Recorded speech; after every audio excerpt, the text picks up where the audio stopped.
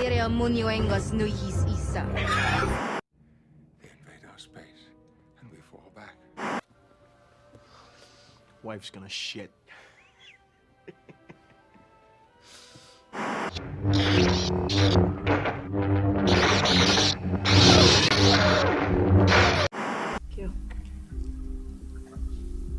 This is not meth.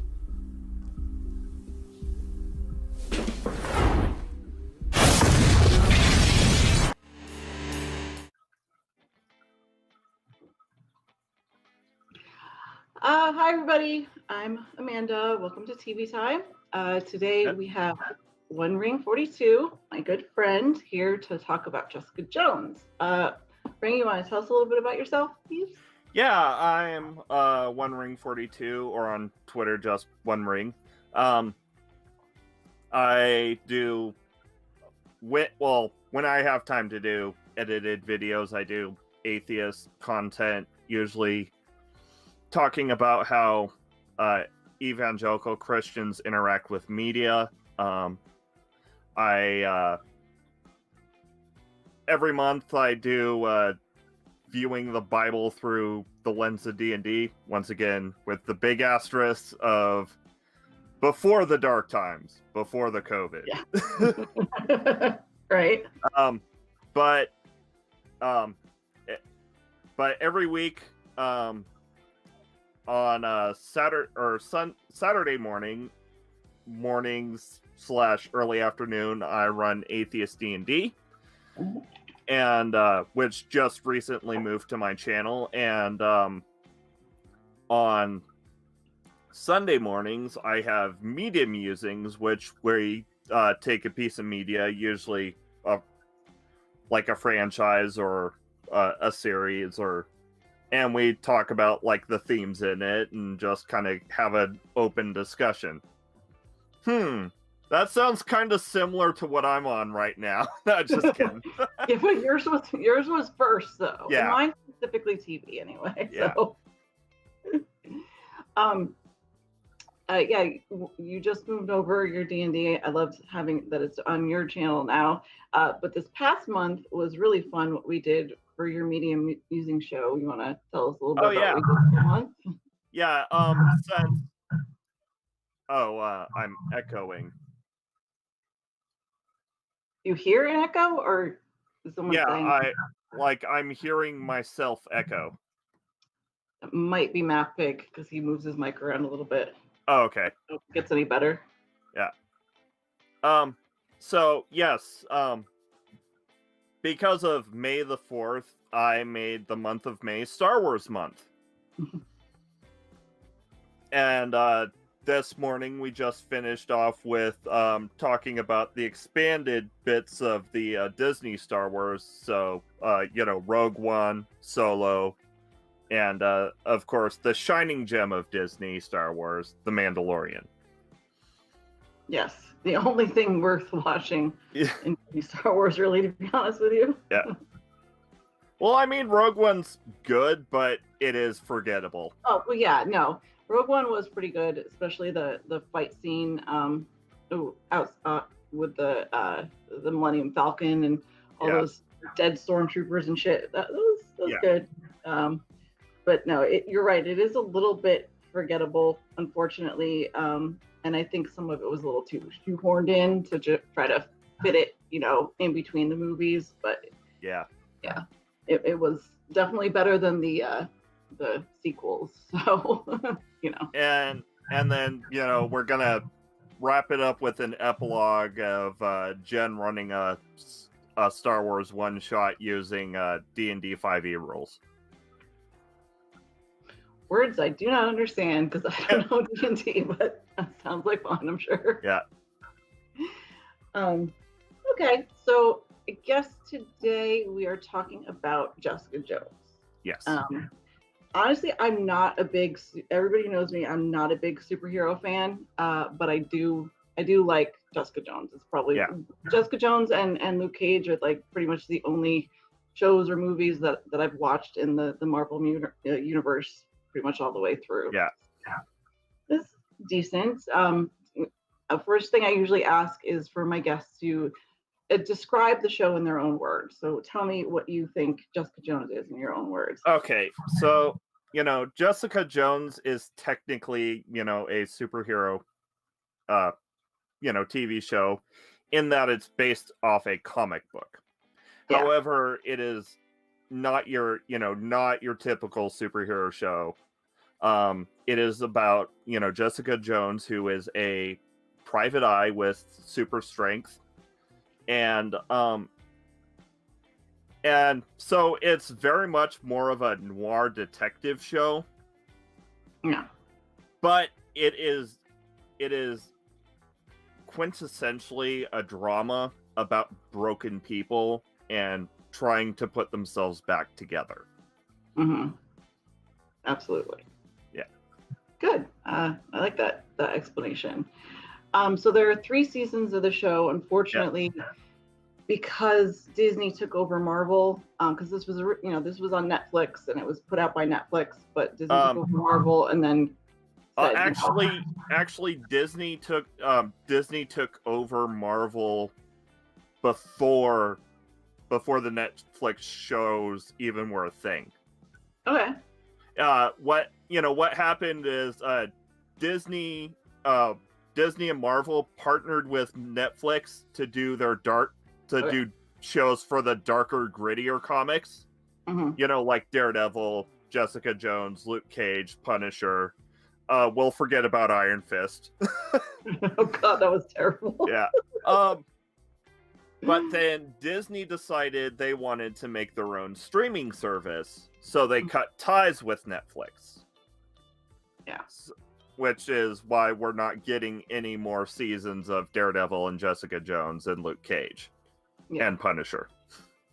Angel, my son loves Punisher. I've seen a couple episodes, but haven't watched the whole thing through. That's another one I can respect, because I think one of my biggest issues with superhero things is just it gets so fucking campy. I mean, with like the costumes and like the magic or whatever the source is of their superhero powers, the camp of it, I just can't swallow it. And with something like this, with Jessica Jones, she has an outfit. I mean, sort of. And Matt Big pointed this out to me, like her painted on jeans and her leather jacket and I was actually wearing my wife beater today, but it was dirty. So that's kind of her superhero outfit that you see her in pretty much all the time. She rarely wears anything else other than that. Yeah. But with other superheroes, it's so much with the capes and the masks and all this bullshit. Like, I know that they're superheroes, that this is not real world like, but let's at least attempt to get it closer to real world. I don't know. Well, and actually in the Netflix shows, the only aside from later in Jessica Jones, the only other character who actually wears a costume is Daredevil, and that's specifically designed to be like bullet resistant. Because aside from just being, aside from his super senses and being a martial artist, he's just a regular dude. Yeah.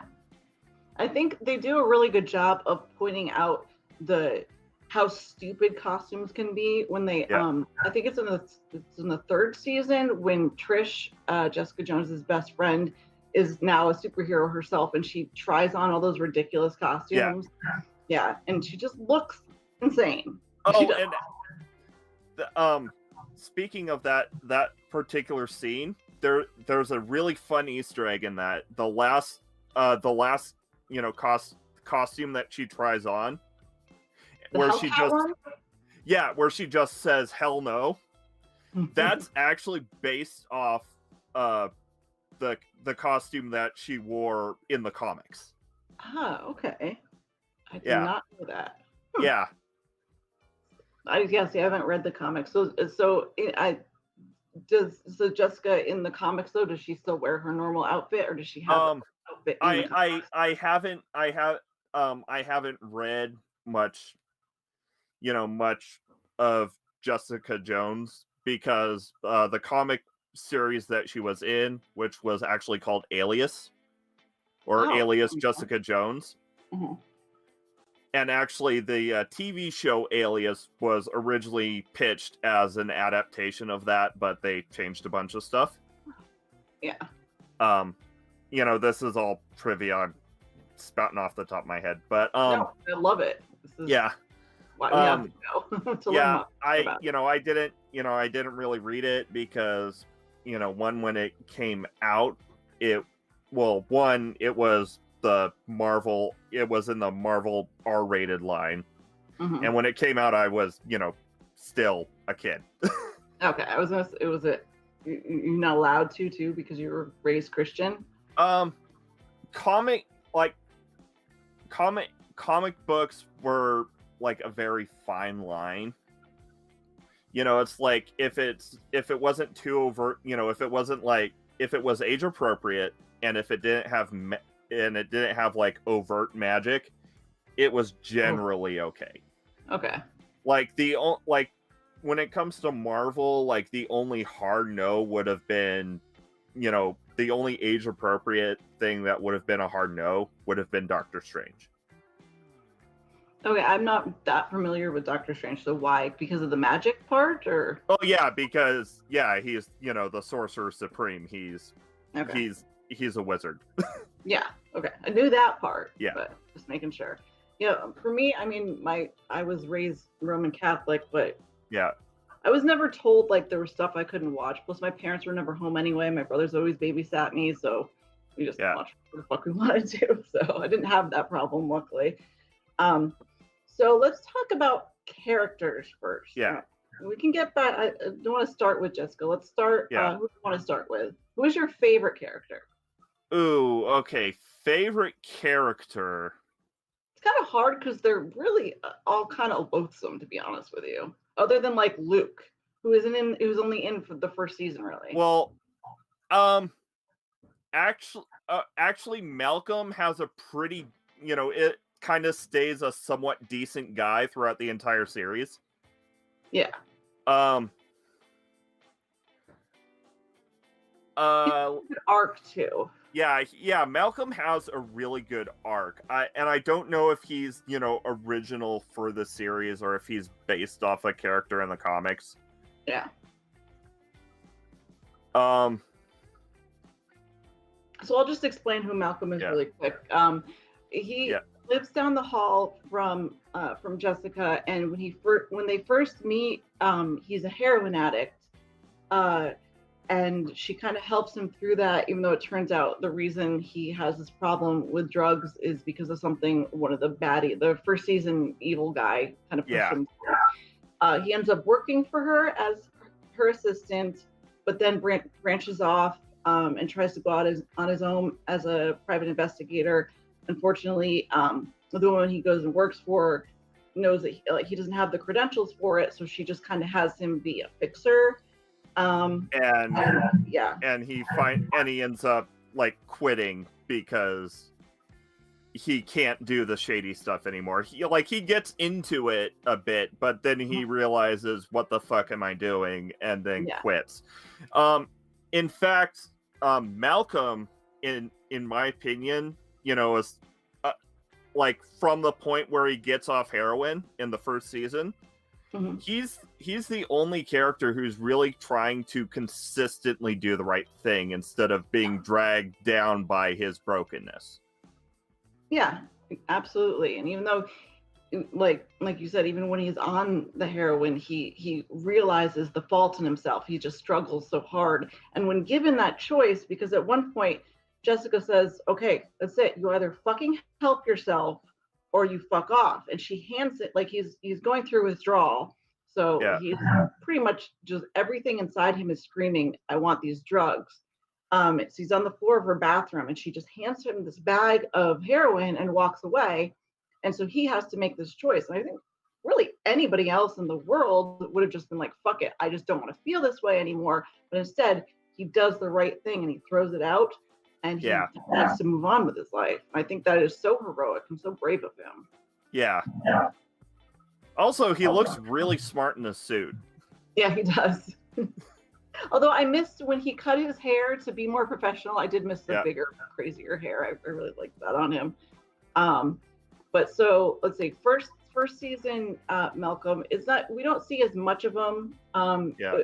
But talk to me about like what he contributes to the plot just in the first season alone. Well, in the first season alone, largely, well, in the beginning, you know, he's just the heroin addict down the hall who's secretly a pawn of possibly one of the best villains, you know, Marvel's put to screen. Yeah. And then after he gets off the heroin, he basically starts a support group for people who had been damaged by Kilgrave. Yeah. Well, it's crazy name though. Like, there's what Jessica says. What, Murder Corpse wasn't available? Like, Yeah. we're really fucking on the nose there. Well, how does he help Jessica in that? Like, first of all, what is he doing against Jessica before he gets caught in the first season? Yeah. So before he gets caught, he's basically, you know, keeping tabs on Jessica for Kilgrave. Mm-hmm. And then the rest of the time, for the rest of the first season, he does have a bit of conflict with Jessica because he's trying to get Jessica to, you know, come to the support group and get some therapy and try and help heal her brokenness. But she's like, no, I'm gonna do this my damn self, and I need to focus on pinning down Kilgrave. Yeah.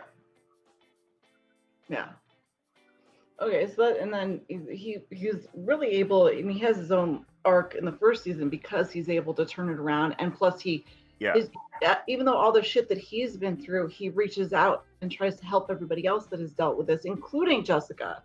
You know, in terms of it's not just about defeating Kilgrave; it's about, you know, getting everybody better because what they've been through is horrible. So because of what Kilgrave can do, they've literally had their free will ripped from them temporarily, and then had to pick up the pieces of their shit, of whatever damage that Kilgrave did to their lives when he just used them as, you know, for whatever he wanted. Yeah. And I am going to put it in I'm going to put it here. Trigger warning. Because this isn't your, you know, Jessica Jones isn't your normal superhero show. And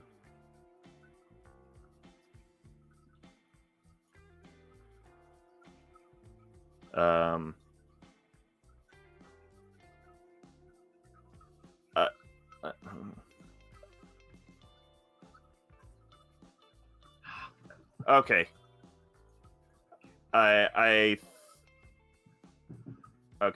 I think the technical hiccups have stopped, perhaps.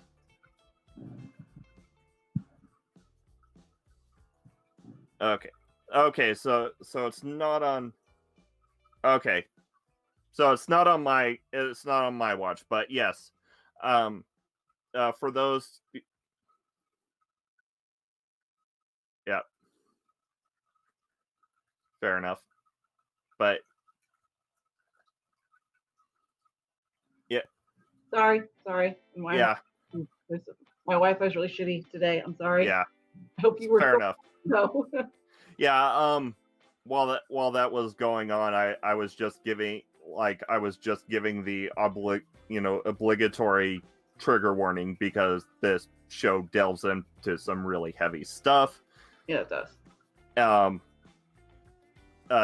Especially especially in the first season. Mm-hmm. Yeah, with Kilgrave, there's a lot of there's a lot of that. But like I said, we'll get to Kilgrave. Let's how about second season Malcolm? What is his role there? Okay, so second season Malcolm, he is Jessica's self-appointed protege and assistant who is constantly being fired, but he keeps showing up the next day. Yeah. And he's basically doing his damnedest to try and learn how to be a good PI from Jessica. Yeah. He does take a more of a background role, but at least in the beginning, but he does basically his story arc is kind of more of a transition from the first season to where he starts in the third season. It's basically just kind of coasting until he gets to where he's starting to fall a bit in the beginning of the third season. Yeah. And that, I think one of the problems though, the reason that like he becomes not the greatest character, at least the beginning of the third season, is because he deals with so much abuse from Jessica. Do you see that as well? Yeah. And that's kind of part of the the theme of the show is how people who have been abused perpetuate cycles of abuse. And I kind of see I partially see I kind of Jessica's not intentionally abusing him. She's just trying to push him away because she, feels like she has to be alone in the world. Yeah, I was going to say that. And she doesn't want, she tries so hard to keep everybody away from her own pain that's the best way that she can deal with it, is just get everyone the fuck away from her, And just drown it in alcohol. A lot of alcohol. Plus she has to drink like triple the amount of alcohol a normal person would because of her being a superhero in order to get she does heal fast, slightly faster than the average person, which means she metabolizes the alcohol faster. Yeah. Yep. So he has that, and he works beside her and he does his damnedest to do the right thing and to learn from her. But then, all the times that she fired him, he still ends up leaving at the end of season 2. So the end of season 3, it's kind of not the greatest journey for him. Tell us what happens then. Yeah. So, at the end of season, so near the end of season 2, he ends up working for Jerry Hogarth. Hogarth, I think it is. Hogarth. Yes. Yeah. In her law firm, essentially being a head of security and a fixer. And he's obviously some time has skipped.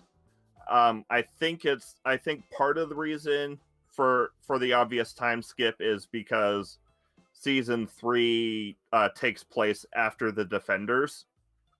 Okay. Yeah, that's right. Yeah. And it either runs concurrently with season 2 of Luke Cage or takes place after season 2 of Luke Cage. But so he's fixing things for her clients because she's a big name lawyer, and so she has all the rich clients. Doing things like getting pro baseballers out of DUIs. Yeah. And it's starting to wear on him because he's a good person at heart. He originally went to college to try and be a social worker, but then he got hooked on heroin and dropped out. Yeah. So he was trying to be a PI to help people because he saw how Jessica, was helping people. And the shady stuff that he's having to do for Hogarth is really dragging on him. In fact, he does get, he does do a hit and run on the baseballer because he can't handle how he's had to clean up this guy's messes so many times that he's just not learning. Yeah. He just signs over like his car, like it's like the third accident this guy has gotten into in like a month, and he just gives the guy he hit this car. He's like, I don't care, just take it. Yeah. Yeah. I think his issue is that, like the whole straddling the line of morals and just overstepping that line is hard for him. But he sees this big picture as, well, if I do this for long enough, eventually I'll be able to do what I want to do and open my own firm and, do what Jessica does. But this is a means to an end, except it's not. He's just stuck there in this cycle for so long. Yeah. He's saying, I just need to finish out the year and then I'll have my credentials and I can open my own firm. Mm-hmm. But then, Hogarth starts using him for personal errands, and because she's a rather controlling, manipulative bitch of a woman. Yeah. And then he finds out that, she starts representing the main bad for season 3, who's almost as good of who's nearly as good of a villain, in my opinion, as Kilgrave. Yeah. Very evil, but without any superpowers of his own. Oh yeah, I mean, when for Kilgrave, there's that extra personal bit that makes Kilgrave, work. But for for Salinger's pretty much the perfect foil for Jessica. Mm-hmm.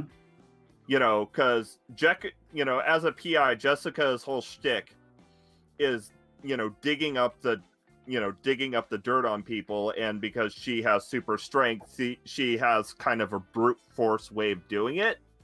Mm-hmm. But Salinger's whole deal is covering up his dirty shit, and he's doing everything with his brain. He's out thinking, his opponents. And so, she goes up again, or Jessica goes up against him, and everybody goes up against him except for Hogarth, who has not been on, I wouldn't say been on Jessica's side, but was Jessica's lawyer, and they've worked together, but she keeps falling into this pattern of being this evil cunt. Now let's talk about Hogarth a little bit. Want to just discuss who she is a little, at the beginning of the series, how do we meet her? Okay, so if I remember right, at the beginning of the series, now it's been a while since I watched season 1. She's so either she gets Jessica out of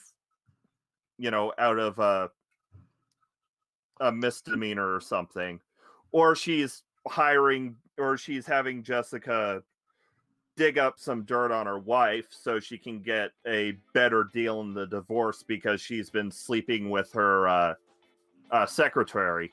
Mm-hmm. And the thing is, Hogarth is kind of a serial cheater. Yeah. And she's, all about amassing her own wealth and power and then using it to live her way. Mm-hmm. And she is a bitch. Yeah. Beyond a bitch. And somewhat like I won't exactly say that it's outright, her relationship with her wife is outright abusive, but it is toxic as fuck. Yeah. No, I never understood, because she, her wife does not want to sign those divorce papers. She blackmails her You get all the money and stuff, like just fucking walk away, like, you know. Yeah, I guess we can say it is kind of abusive in the fact that, well, I mean, there's kind of, a two-way street of abuse in that relationship, in that Jerry wants to leave so she can marry her, secretary. Yeah. So she can trade up, essentially. But Jerry's wife won't let her go. Yeah. Most vindictively, because she doesn't want her to be happy. Although, I mean, honestly, does she deserve to be? And as we learn later on, when we meet one of Hogarth's ex-girlfriends, she cheated on her too. Like you said, serial cheater. Yeah, well, yeah, she met her wife by cheating on her, she cheated on her first girlfriend with the woman who would become her wife. Yeah. And Jerry Hogarth is this kind of quintessential lawyer, like and it's what you think of when you think of lawyer, just evil, manipulative. And my oldest friend in the world, one of my bestest friends, is a lawyer. So I can say that lawyers aren't always like that. They can be really nice people, but for the purposes of drama and everything, she is just an evil, manipulative bitch because this is who she is. I'll say she's the quintessential shark lawyer. Yeah. Okay.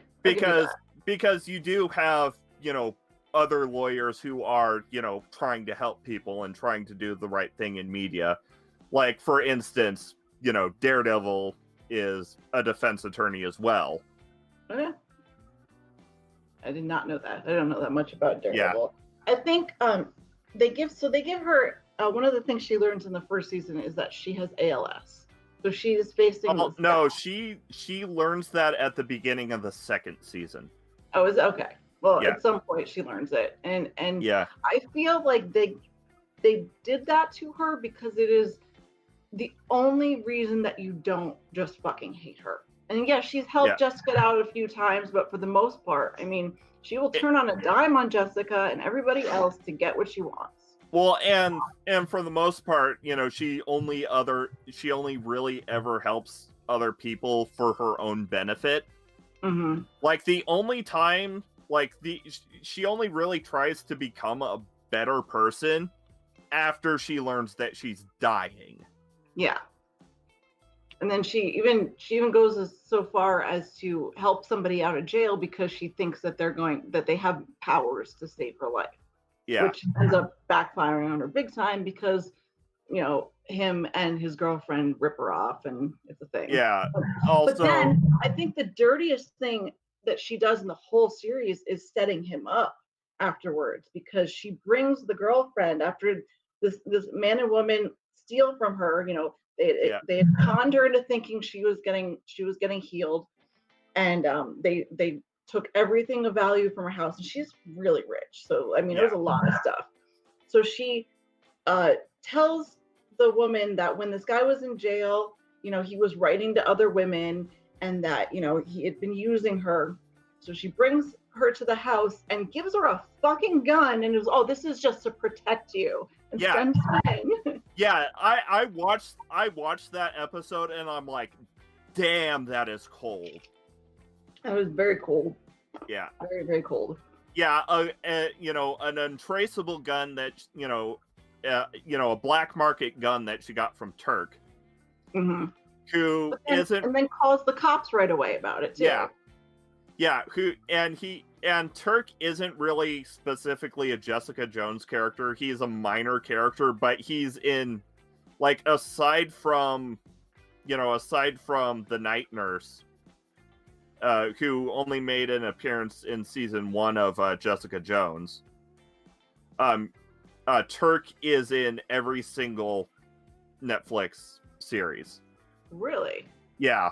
I don't know that. Huh. Yeah, he's the guy that they go to either beat him up to get information, or he's the guy who knows everyone, essentially.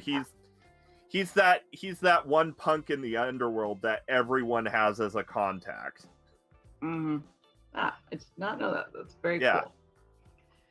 So then I guess the last, other than the villains, the last main character really would be who I think is in some ways the opposite of Jessica, which is her best friend, Trish. And tell us about her a little bit. Okay, and actually, and this is where I get to nerd out a bit more. Love it. Because, so funny thing is Trish is possibly one of the, and I'm saying this as someone who hasn't read any comics with her in it, but concept-wise, Trish is one of the best adapted characters from, comic to screen, at least in regards to Marvel Netflix, or at least in regards to the non-title characters. Because the thing is, Trish actually started out in like Marvel's before Marvel was actually a comic company, or like a superhero comic. Before Marvel was Marvel, Marvel took on the Marvel name. Trish was actually the headline for like their version of Archie comics. Wow. And then like in the late 60s or early 70s, they rolled her in as a minor Avenger character. And they and they wrote it, and Marvel has this thing where the comics that they produce actually exist in universe. So she was, famous as being somewhat of a child, of having her exploits, being published as comics. So in the Netflix, and the superhero name she takes on for herself, in the comics is Hellcat, which is why near the end of season 3, one of the episodes is called AKA Hellcat. Okay, gotcha.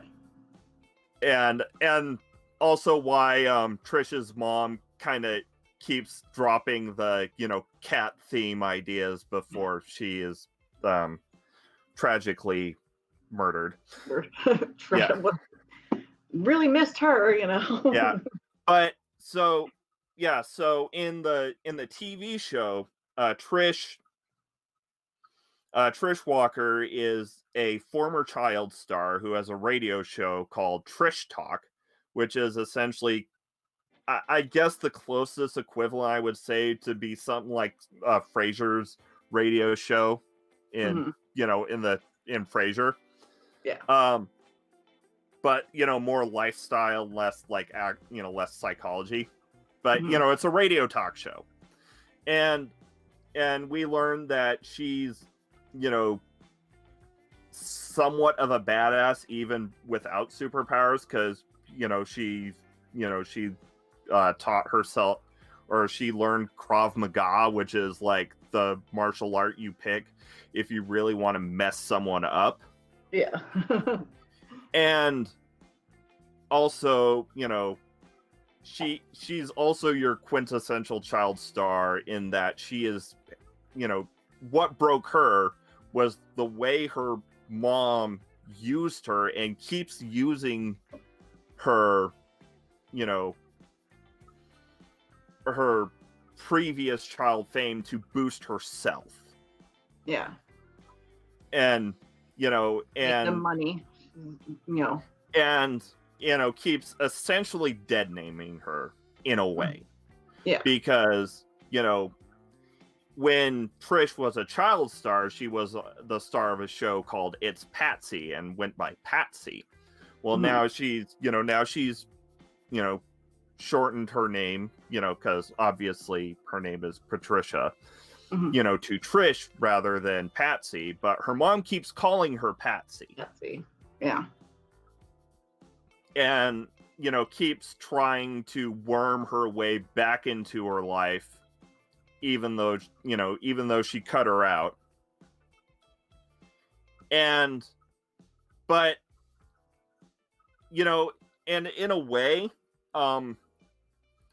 like Trish's 3-season character arc is the opposite of Jessica's arc, because Jessica's arc is about a broken person at the very bottom rising up, while Trish is about a fall. Yeah. Very much. Now, the background between Trish and Jessica is that after Jessica's family dies when she's little, Trish's mom takes her in, and so they're sisters pretty much, and they've grown up together since they were teenagers. But she was never really treated as one of the family by the mother, and Jessica wasn't. And Trish was always the bread and butter. She was the person who made fame and fortune for her mother and herself. And that's the reason she got into drugs and decided to get the fuck away from her mom. And it's heavily implied that the only reason, Dorothy adopted Jessica was as essentially a PR stunt. Yeah. For Patsy. Mm-hmm. Or Trish. So, they have this, even though it's they have a rough start, they do end up very close and they end up the best of friends. But then as Trish gets a little older and breaks away from her mother, but also falls into drugs and this pop star lifestyle, her and Jessica kind of drift apart a little bit, only to come back together stronger and supporting each other, because they're really each other's only family. But the big issue is that no matter all the fame and fortune and friends and everything that Trish has ever had, she's always been jealous of Jessica because she just wants to be the hero. And my question is this: does she want to be the hero because she actually cares about saving people, or does she want that because of the notoriety it'll bring her? How do you see it? So I think it's less that she wants. I think she does, kind of, or she at least believes that she wants to help people. And I think in the beginning, she very much wants to help people. Mm-hmm. Because even in season 2, when she's, still on Trish Talk and she's trying to, dig up stuff on the facility that gave Jessica her superpowers,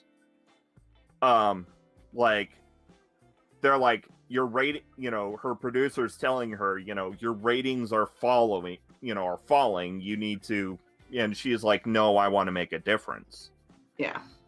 But it's, it's part of that, but it's also partially because, she was, abused by her mom,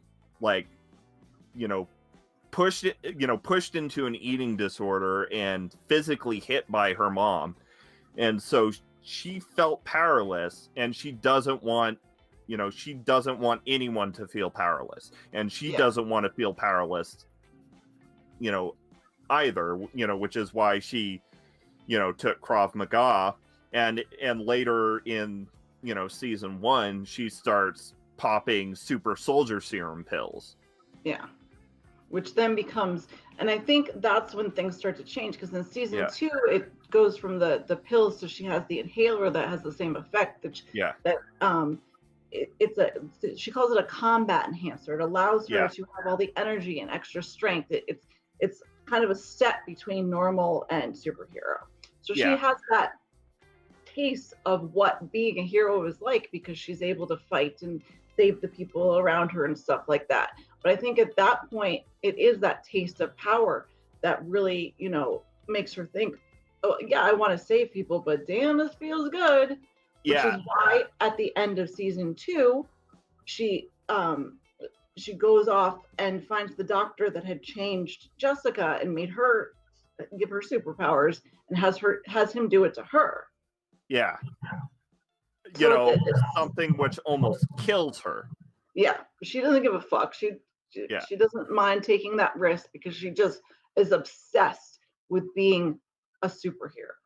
Like that is the thing that she really, by the middle of season 3, she doesn't care about her job. She doesn't care about anything else but having this goal of being, the one with the power. And so in season 3, there's 2 baddies, but really we end up with Trish as the super bad guy. Because like you said, it's the opposite path of Jessica, where her strive to become a superhero, and she decides to take justice into her own hands, and she's finding all these people that did bad things, and instead of doing what Jessica does and stops them and bringing them to the law, she fucking kills them. Yeah.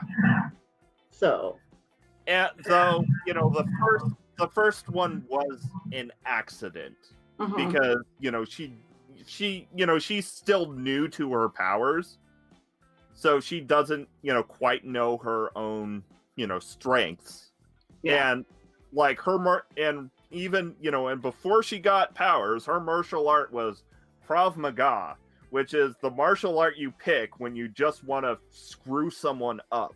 Yeah, exactly. So here she has, but she keeps, even though she knows she fucked up, she killed this person, but to her, it's very black and white. This was the bad guy. I'm the good guy. I'm trying to do good. Yeah, I fucking killed him, but you know what? I'm still the good guy here. And she doesn't see, for this entire time that she's going after all these people that she has maimed or killed in, for justice's sake. Yeah. It isn't until the very end when she's sitting there, because one of the biggest issues that Jessica had to go through was she had to turn her sister in, because she just got so out of control that she was the bad guy. So she had to turn her sister into the cops and have her sent off to the raft. It was the raft. And she's sitting there in the police station. It's just her and the police officer, and the cop is just telling her the listing all the crimes that she committed, the people that she's hurt or killed, and it finally dawns on her, holy fuck, I am the bad guy, Yeah, it's very much a tragic arc. Yeah, so much so. So, do you think that was honestly the hardest thing that Jessica had to do? Is because she had to deal with her mother the season before. In season 2, her mother was the bad guy. What do you think was harder for her, dealing with her mother the killer or her sister the killer? I think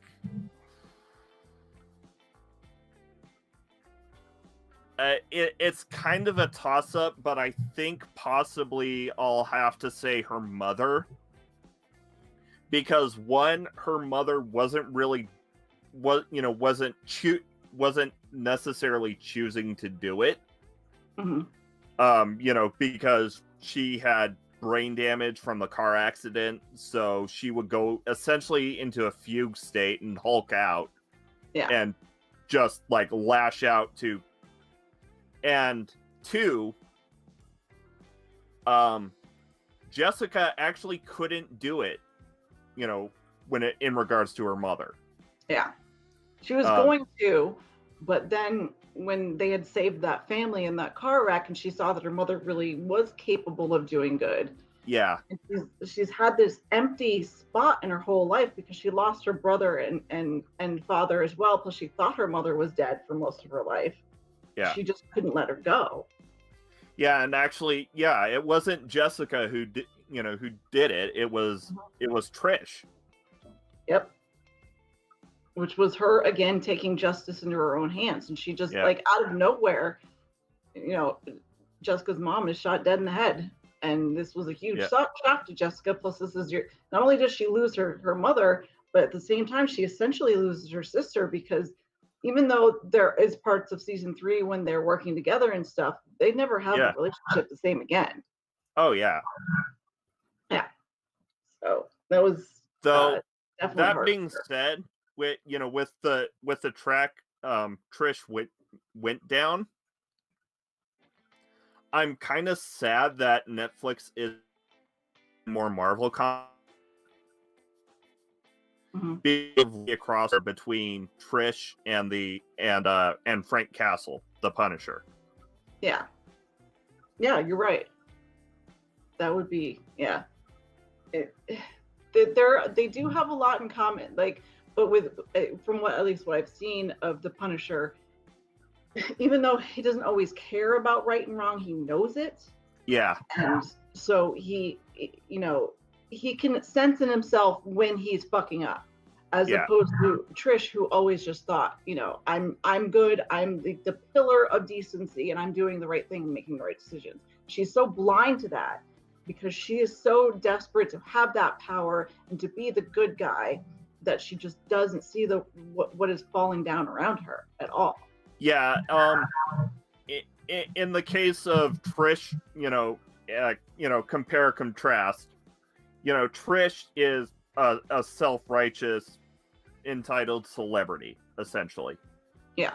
Meanwhile, Frank, the Punisher is a Marine who's essentially stuck in a self-appointed war against crime. Yeah. Mm. And he struggles very, and plus he also has the issue where what set him on his path was devastation and heartache, and he understands that he is in this, he does what he does, and he searches for justice because of losing his family. Yeah. Whereas, what did Trish really lose? I mean, yeah, she lost her mother at the very end, but before that, other than being abused, she was abused by her mother, but it's not comparable at all. Yeah. Though Trish is largely okay. So, in season 2, Trish is very much out of control, but that seems to be portrayed as a side effect of the super soldier serum she's huffing. Yeah. In season 3, she's more under control, and she only really snaps when her mom dies. Yeah, this is true. And when she sees that, or when she starts snapping when her mom dies, and then she finishes the process when she finds out that Jessica was blackmailed into destroying evidence to get him off, from going to jail. Yeah, absolutely. And like you said, Trish starts off here and ends up here, whereas Jessica is the exact opposite. She starts off here and ends up here because Jessica really, the entire series, and we'll talk about Jessica, I guess last. I know Kilgrave is a lot, but for the most part, he was just an evil guy that was, that had the ability to control people with his mind. So, and he was obsessed with Jessica, had a relationship with her, whereas she was a slave to him, just as anybody else. He can get whatever he wants from someone, because he thinks it, and that's his superpower. Now, Jessica starts the entire series. She's told that she's a hero, and she pushes that off. I'm not a hero, and she sees herself as, she feels responsible for the death of her family, because in this car accident that they were in, she was fighting with her brother over a Game Boy when her father looked back and then crashed the car and everybody died.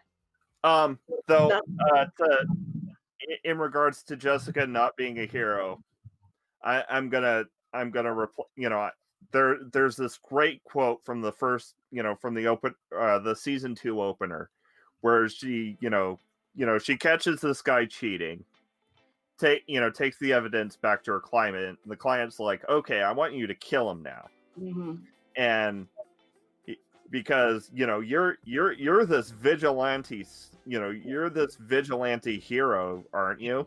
And Jessica says, a hero would call the cops on you for soliciting murder.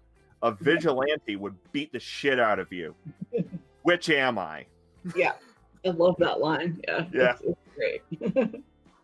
Because she knows that she has limitations, and at the end of the day, it is not on her to be judge and jury. That she needs to, her job is to stop the bad people from doing bad things, but then to hand it off.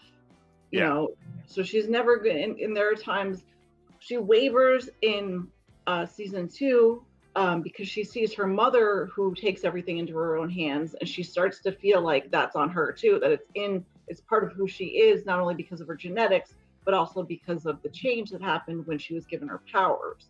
So she I think because she feels she can't control it, she starts to lose control until she is able to bring it back in and say, you know what, no, I know the difference between good and bad, and I'm going to stick to my principles, but I'm still not a hero. Yeah. And using the word anti-hero is wrong because we all know what an anti-hero really is, a Tony Soprano and a Walter White. In a sense, it could make sense just as the word itself, because in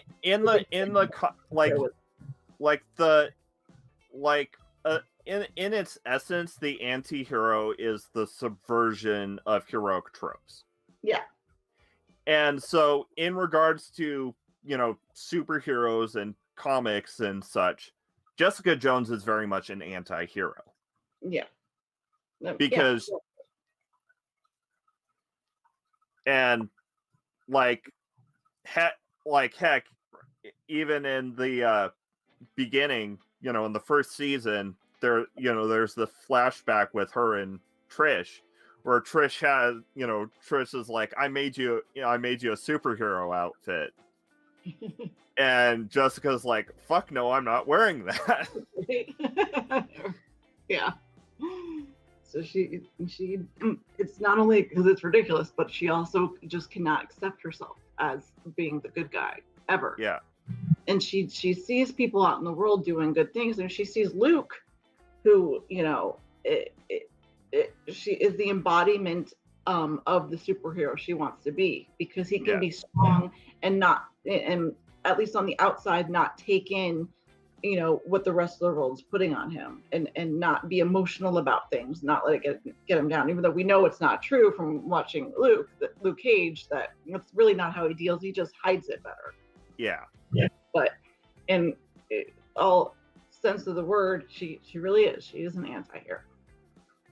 So I guess we'll end with which is your favorite season and which is your favorite of the villains? Okay. I'm gonna have to say favorite season, though it and I'm gonna say, just because it hit me harder, season 1. Mm-hmm. Though season 3 is very much a close second. Yeah. And of the villains, my favorite is either it's a close tie between Kilgrave and Salinger. Kilgrave because of that extra punch, and because he's brilliantly, played by David Tennant. He is very well done. But Salinger is essentially the perfect foil to Jessica. Mm-hmm.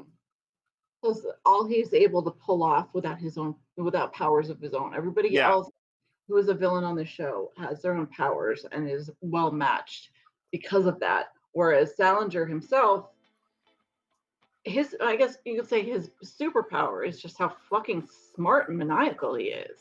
Well, and how freaking dedicated he is, because he, his walls are lined with degrees that he just earned for the hell of it. Yeah. Because he has 4 degrees, and just because he wanted to prove to himself that he could do it. Yeah. And his whole, serial killer shtick is he's angry at those who things just come naturally to them. Mm-hmm. He's angry at those who don't work for what who haven't worked for what they accomplished, because he put in the effort. Mm-hmm. Like his first murder was with this teenage friend of his when he was younger, who I think they were on track or something. Some kind of Wrestling. Wrestling, that's what it was. Yeah. They wrestled together, and this kid was just a natural at it. Didn't really have to put any effort, but was the best. Whereas Salinger worked so fucking hard and put everything he could into it and was just mediocre. And he's as unfair. So, no, I get that. And I think that's one of the reasons I respect him so much. However, Kilgrave is just... The idea of, like you said, trigger warning, Jessica explains to him that, you essentially spent all this time raping me. Because even though we slept together and I acted like I liked it, this wasn't my control. This wasn't something that I decided. You just wanted to have this relationship with me. You wanted to sleep with me, and you made it happen. And he doesn't see that at all. Yeah. He doesn't get how that could be rape, how he imprisoned her.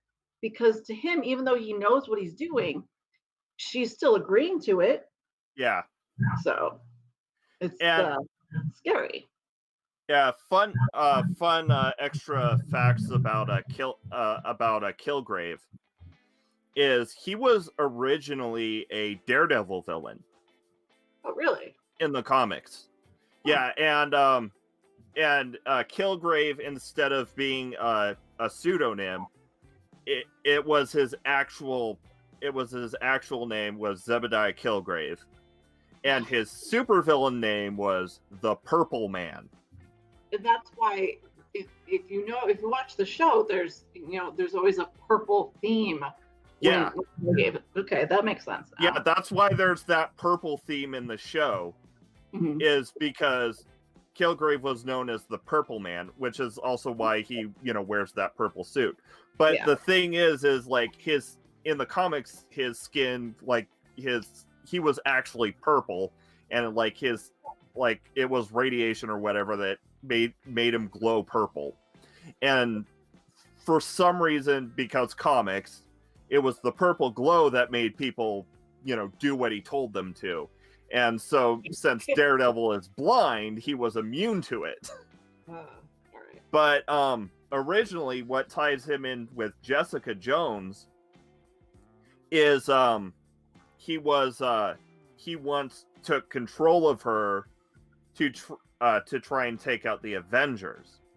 And actually, from what I understand, the Alias comic, the main arc was her trying to recover from the trauma of being under Kilgrave's control. So that was essentially what the first season was about. Mm-hmm. Yeah, but the idea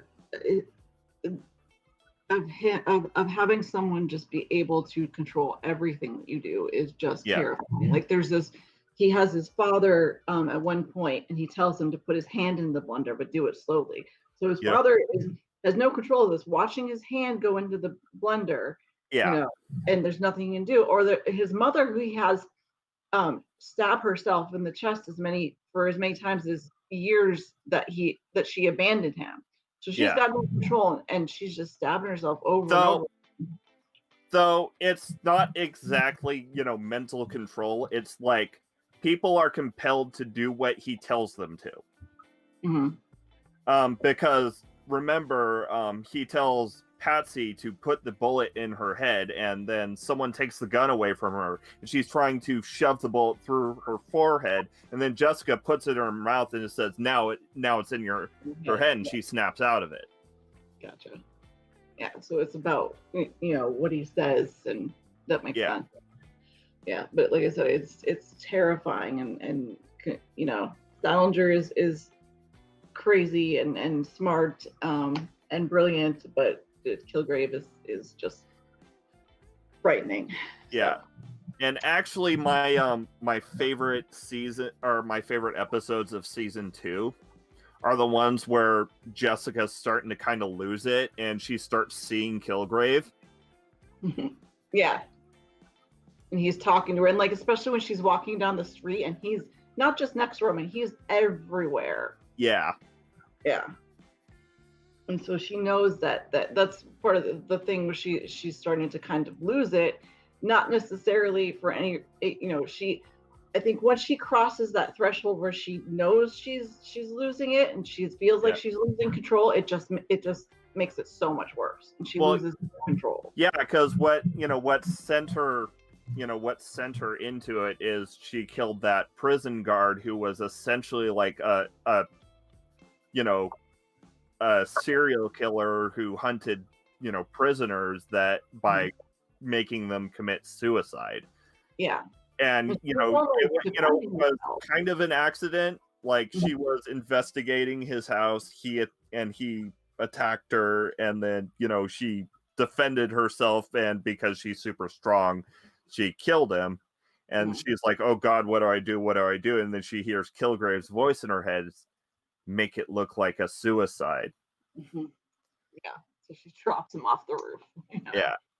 And I think that's one of the lowest points in terms of her moral character, is because instead of stopping and say, okay, I fucked up, let's fix this and do what's right, she, instead goes that path and drops the roof and covers up for herself. And, her big triumphant moment at the end of season 3 is when she's in the train station and she's getting a ticket to El Paso. And she hears Kilgrave's voice in her head again, and he's is like, "Do it," and she turns away from the ticket booth and walks away.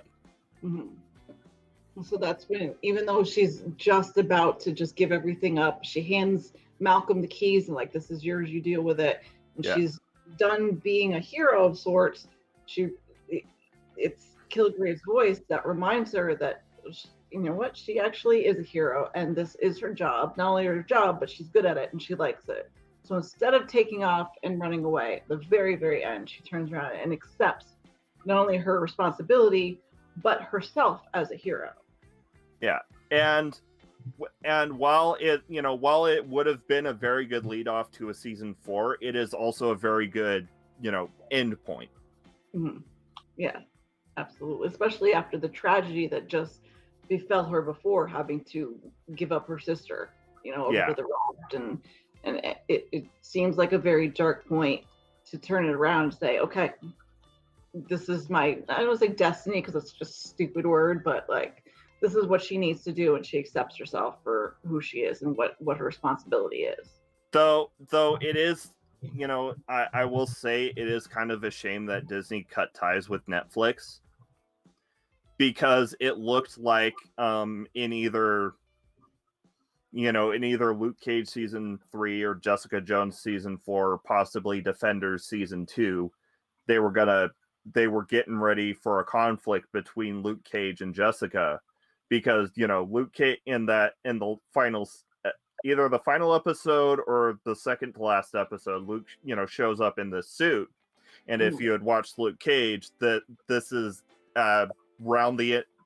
this is after the end of season 2, where he takes over the Harlem Mafia.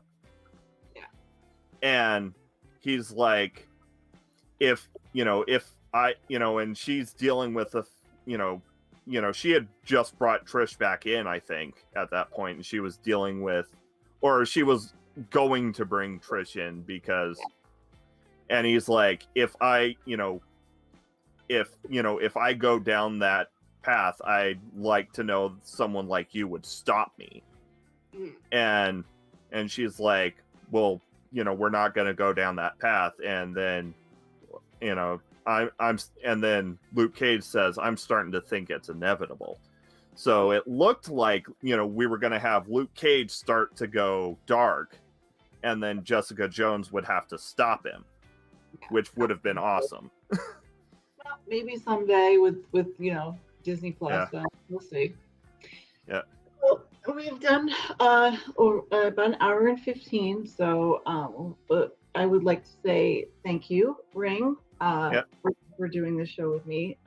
It took us a while to figure out. We're gonna have to do a show together. Which show are we gonna do? So, show to do with you. knew so much. So thank you so much Yeah. for bringing all that trivia and stuff. And why don't you shill yourself out? Tell us what you got going on. Okay, so sometime this week I'm going to be uploading the video I submitted for the Ken Ham roast. I'm not sure when. I'm thinking it'll probably like be Tuesday or Wednesday when it'll, pop up on YouTube. I'm working on a, D&D alignment disproves God video, because that's not clickbaity at all. But the only issue is, I'm an essential worker and business is booming because I work in, the shipping industry. So, and everyone's ordering everything online. Yeah. So, I've been basically working and sleeping. So it's, it's kind of a toss-up when we'll start to see edited content on my channel again. But I still have the Atheist D&D every Saturday, and I still have Media Musings every Sunday morning in the U.S. And I'd be happy to chill myself out to other people in our community who have channels to appear on it, to appear on their channel. You're always welcome back here. Think about your next show, whichever we want to do. It's best when I have like my closer friends that come on, like you, because we have a good rapport and stuff, and we can just chat. And that's the whole point of this, is to just have fun outside of the normal atheism content or whatever. As much as I love that and the science stuff that I do, this is fun. So maybe since this is touched on like a bunch of the other Netflix stuff, Netflix Marvel stuff, maybe we should just jump to another Netflix Marvel series. Well, I was actually going to say we could do Luke Cage. Oh, yes. I have lots of good things. I have lots to say about Luke Cage, and it's only 2 seasons, so you can catch up pretty easily on that. Okay. And we will definitely do that. Thank you so much for coming. Thank you to Math Pig for producing. And tonight, in little less than 2 hours, I have Dr. Josh on. Me and Math Pig are going to interview him about Old Testament law. So come join, talk. He is fucking brilliant. So it's always awesome to hear him talk. So everybody, come on over and I'll have to watch later because I'll be passed out, because early morning shifts are wonderful. No problem. You have one of my favorite taglines, so if you want to go ahead and do that. Okay. I'll say everybody, but go ahead. Yeah. So remember, indoctrination is a hell of a drug. Yeah. Thank you, and thank you all for coming. We will catch you later. Bye, guys. Bye.